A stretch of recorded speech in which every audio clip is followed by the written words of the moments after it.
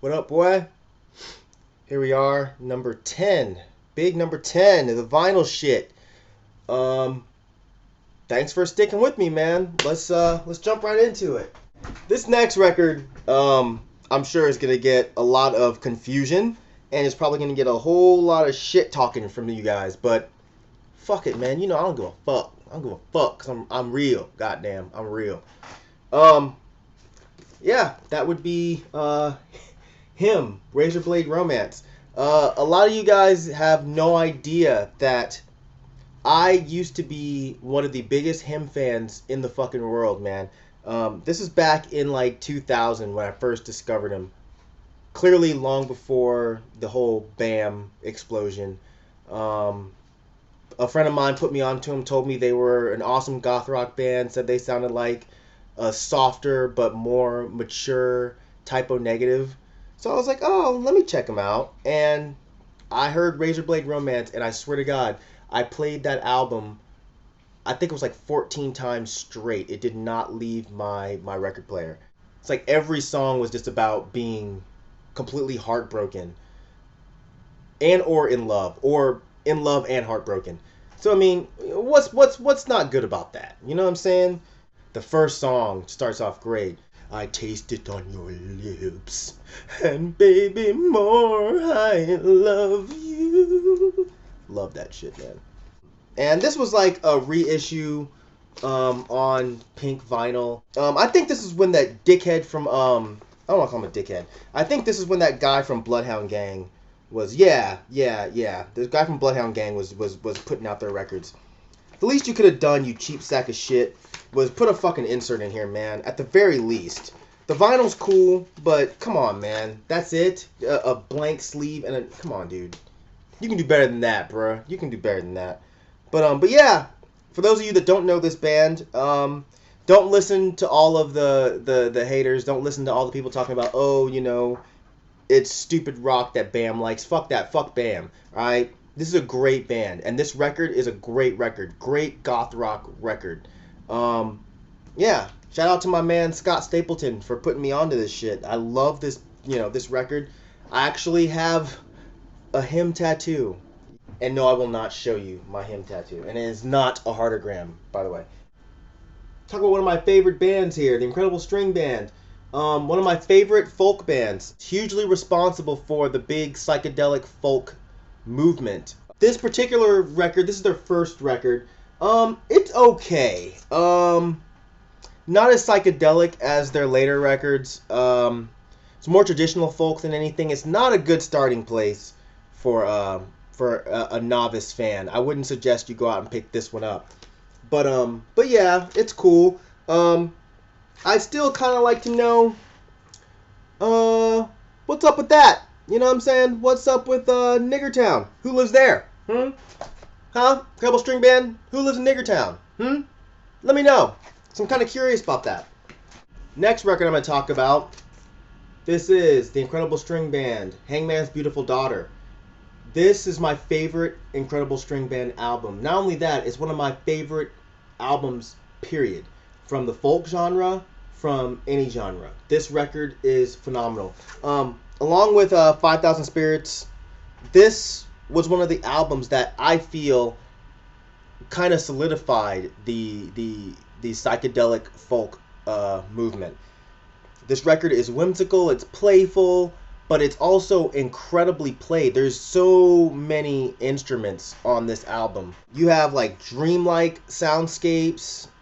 Then you have these great world instruments. There's a huge variety of instruments on here, man. From just simple guitars to harpsichord, sitar, kazoo, and they make it sound so good. It doesn't sound stupid. It does sound silly, but at the same time, it sounds, I don't know, it sounds awesome, man. This is a great band.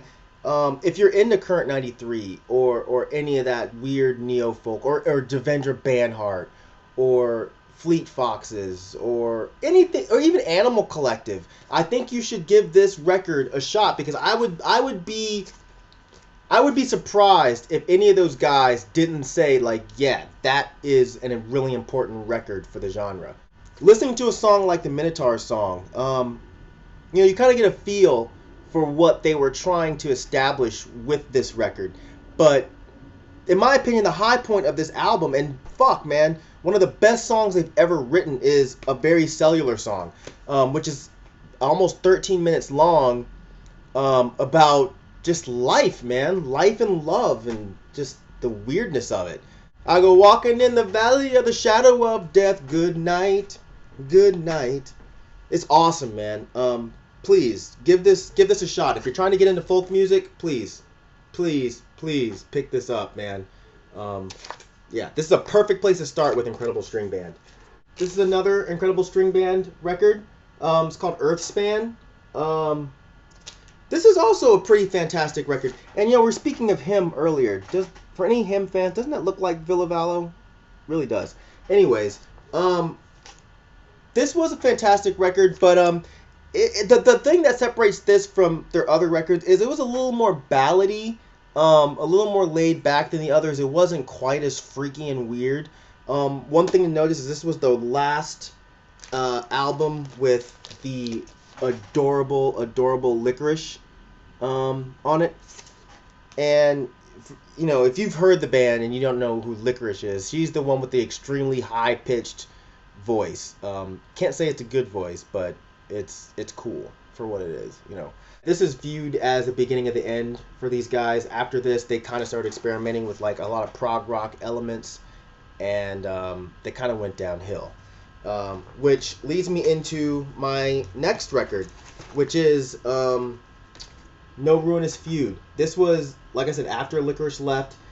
This was, I don't know, man. It's not terrible, but it's not great. The band was still going through like an identity crisis. They were trying to figure out exactly what it was that they wanted to do with their career. It seemed like they weren't really sure if they wanted to stay like a weird folk band or if they wanted to move more into like commercial rock. And I don't mean like commercial rock like Nickelback or something, or like U2 or some shit like that. It's just they started incorporating more rock elements, not so much stripped down folk.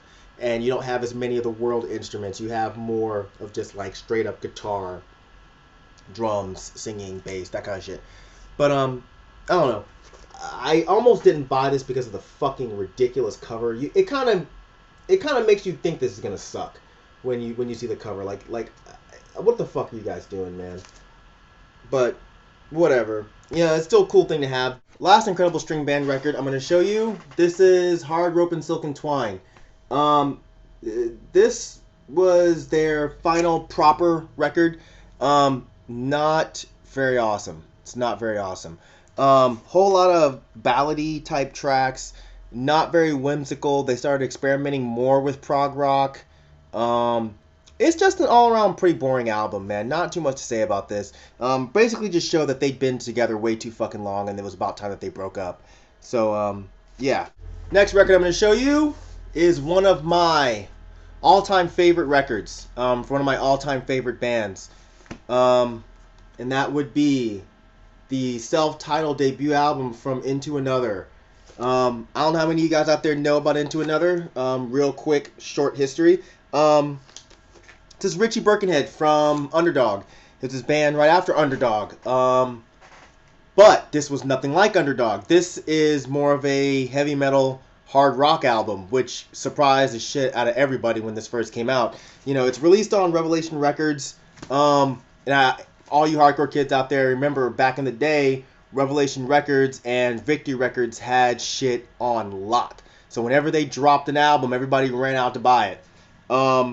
And Revelation, I feel, had a little more diversity than Victory. Victory was more of the hard bands, Earth Crisis, Strife, Snapcase, Bloodlet. But Victory had bands like Sensefield and, Iceburn and Burn, bands like that. But then they also had, Youth of Today and Bold. So they had more of a mix. But they didn't have anything like Into Another. But I'll tell you, man, when I first heard this album, I fucking hated it. I thought it was terrible, man.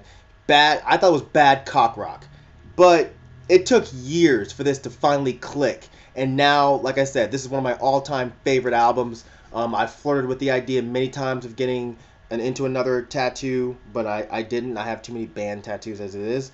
To me, this was kind of, when it came out, it was kind of just like a hardcore band playing Queensryche riffs, but with a lot of emotion and a lot of passion, and some of the best lyrics ever. Come morning, I'm running pins through my hypocrisy and jealousy. See, my fingers are the legs of my imaginary friends and they hate me. Oh my god, hate me, yeah! You should seriously go check this album out. Oh shit, boy!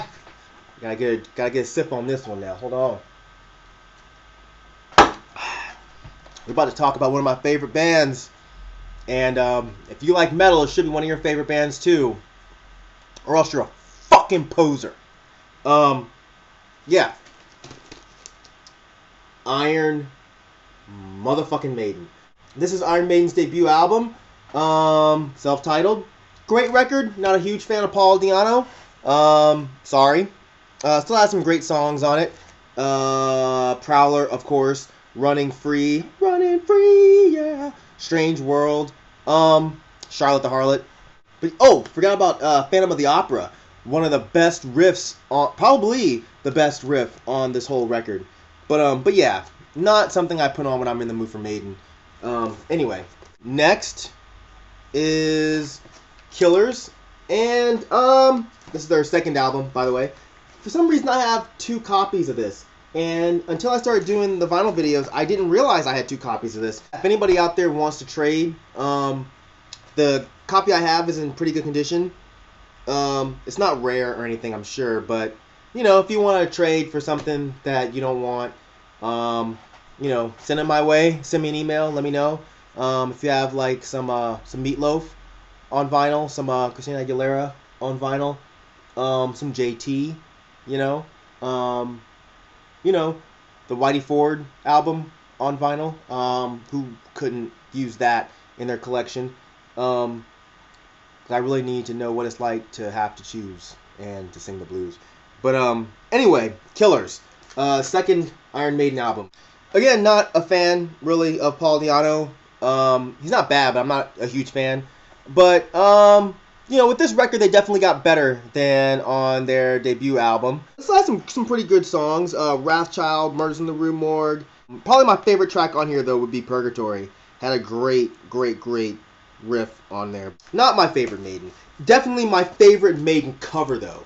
Remember the Danny Sargent New Deal deck that had this artwork on it? All you skaters, dude, that shit was so rad. Anyway, moving on. No metal collection would be complete without a copy of this. Come on, man. Number of the Beast. This first Maiden I actually purchased on wax. Still have it. But yeah, classic. I mean, don't really need to talk about this album. Great songs. Favorite Iron Maiden song of all time, Hallowed Be Thy Name. Great song, great album. Yeah, what's to talk about? Let's just move on. Next Iron Maiden album, of course, would be Peace of Mind. Come on, man. Some of the best Iron Maiden songs.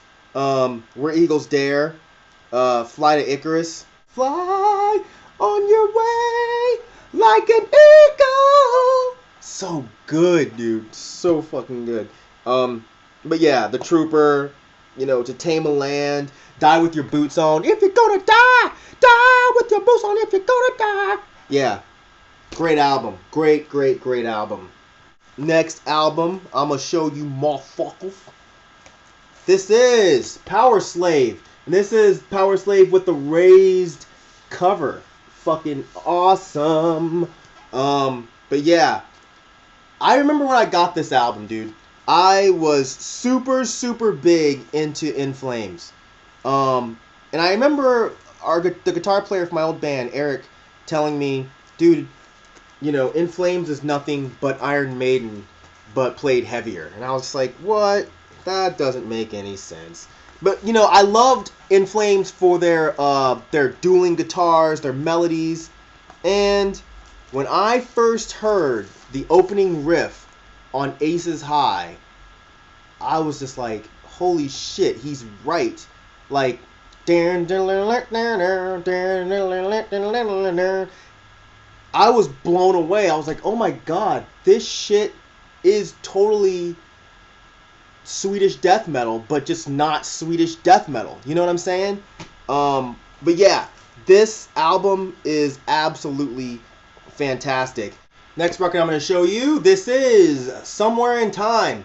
Now, out of all of the good Iron Maiden albums, and when I say the good Iron Maiden albums, I'm talking about anything Fear the Dark and before. When you got to X Factor and Virtual 11, all that ass trash, I'm not talking about that crap, alright? I'm talking about the good Iron Maiden records. Everything up until like 92 or 93 when they stopped being good when Dickinson left. This is probably my least favorite of the good Iron Maiden albums. Now, it's still a good album. It's still a great album, actually. It's just not the one that I put on. You know, I don't know. It just came off a little bit too friendly for me. A little too ballady. Almost too happy. I know you Maiden fans are probably going to get pissed at me for saying this, but that's just how I feel. I love this album, but, you know, songs like Heaven Can Wait, Heaven Can Wait, Heaven Can Wait. Great song, but, you know, it was just a little too much for me. Caught Somewhere in Time, Wasted Years, Alexander the Great. It's still a fantastic album. I don't want to sound like I'm shitting on it, because I love this album. It's just not one of my favorites, you know. I'm sure a lot of people will disagree with me on this, but I don't give a fuck. It's my motherfucking video. Film your own shit and talk your own shit on your own shit. Alright? Motherfuckers, seventh son of a seventh son. This is my favorite Iron Maiden record. I don't give a fuck. I don't give a fuck! The heaviness combined with the keys, which I know a lot of people hated their use of keyboards on this album, but I thought they were very tastefully done. And when I listen to it, it's almost like the way a really tasteful black metal band uses keyboards, like Emperor, for example. You know, they used the keyboards and they didn't make it sound too sissified. They made it sound, it complemented the music. It really, really did. But I remember when I first put this on, 7 deadly sins, 7 ways to win, 7 holy paths to hell. Oh man. Am I the only one that thought he was saying, when he says 7 bloody hopes, I thought he said 7 bloody popes. And I remember sitting back going, fuck yeah, man, 7 bloody popes. It's fucking metal, dude. But I have an issue with that before, man. I thought until a couple years ago that Michael Jackson was saying fucking librarian girl instead of Liberian girl. So, I guess I'm not that great with lyrics. Yeah, I mean, I don't really know what to say about this album. I just think it's fantastic, man. And every song is just perfectly played, perfectly laid out, just awesome. Can I play with madness? The evil that men do, evil that men do lives on and on. And seventh son of a seventh son. Dude, when this shit comes on, I fucking air guitar. I don't give a fuck. I'm like this with my shit. I'm like this. And you get the metal lip. I do that shit for this. Cause this shit is fucking awesome, man. But yeah, if you're a Maiden fan and you don't know this album, please, come on, man. Pick this shit up. If you're an Iron Maiden fan and you don't like this album, fucking put a fucking hairy bear dick in your mouth and hum on that shit. Play kazoo on that dick. Alright?